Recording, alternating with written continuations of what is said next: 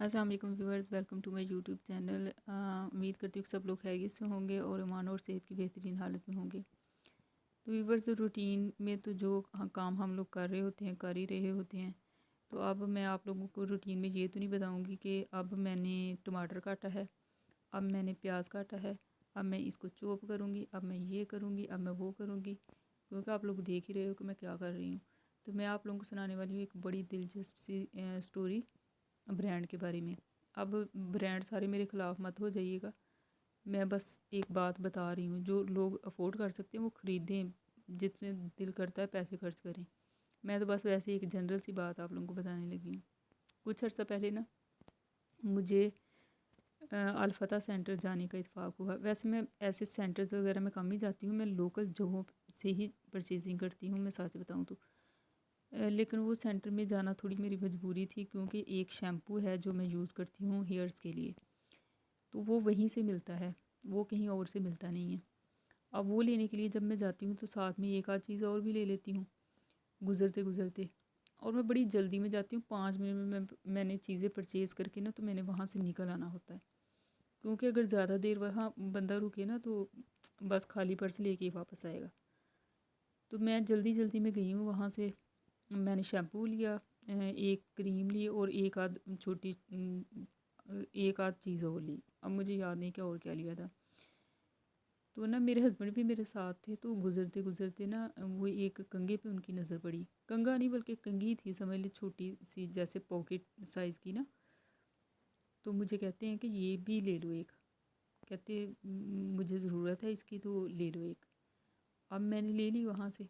मैंने, क्योंकि मैं जल्दी में थी, अदरवाइज़ मैं ना प्राइसेस देख के बगैर मैं चीज़ परचेज़ नहीं करती, क्योंकि वो ऊपर लिखी हुई होती हैं, बंदा देख ले बजाय इसके कि काउंटर पे जाए और फिर हमें वो नहीं पसंद उसकी प्राइस तो हम लोग वहाँ रिटर्न करें या ऐसा कोई मसला। तो मैंने क्या किया कि मैंने जल्दी में थी तो मैंने ना ध्यान नहीं दिया कितने की। मैंने कहा बड़ी हद है, कितने की होगी, कोई 100 रुपये की होगी। अब वो लेके मैं जब काउंटर पे गई हूँ तो बिल वहाँ से बनवाया। उन्होंने जब मुझे रसीद दी तो मेरी तो आंखें खुली की खुली रह गई। बिल था 7,500 और मैंने अपने मतलब अंदाजे के मुताबिक 4,000 या 4,500 की ने परचेजिंग की थी। तो मैंने उसे कहा कि ये भाई इतना ज़्यादा बिल कैसे, ये मेरा ही बिल है? उन्होंने कहा हाँ जी आपकी, ये आप ही का है। कहता ये चीज़ें आपकी हैं ना? मैंने कहा जी बिल्कुल ये मेरी हैं। तो कहता फिर ये बिल भी आपका है। मैंने कहा ये चीज़ें तो मैंने बहुत कम ख़रीदी है, तो बिल आप ज़्यादा बना रहे हो। वो कहता आप, ये आपने एक कंघी भी तो ख़रीदी है। मैंने कहा क्या मतलब मैंने कंघी ख़रीदी है? कहता हाँ जी आपकी, वो कंघी की कीमत 2600 रुपया है ना, तो इसलिए। मैंने कहा इसकी कीमत 2600 रुपया क्यों है, क्या इसमें आखिर? मैं कहा कौन सी इसमें ऐसी क्वालिटी है कि इसकी कीमत जो है आपने 2600 रुपया लगाई है? कहता आप ही, क्योंकि ये ज़ारा की है। तो मैंने कहा ज़ारा कौन है? तो वो ना पास वाले सारे लोग जो हैं वो हंसने लग गए। तो वो आदमी भी हंसने लग गया, कहता ये तो मुझे भी नहीं पता कि ज़ारा कौन है।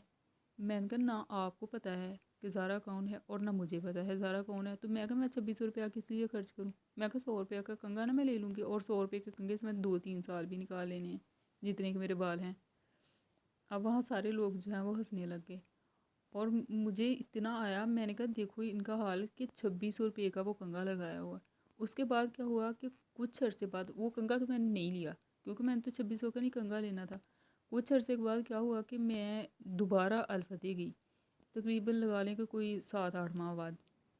जब मैं गई तो मैंने सोचा कि मैं देखती हूँ कंघा वहीं है या वो बिक गया है। तो वो वहीं था।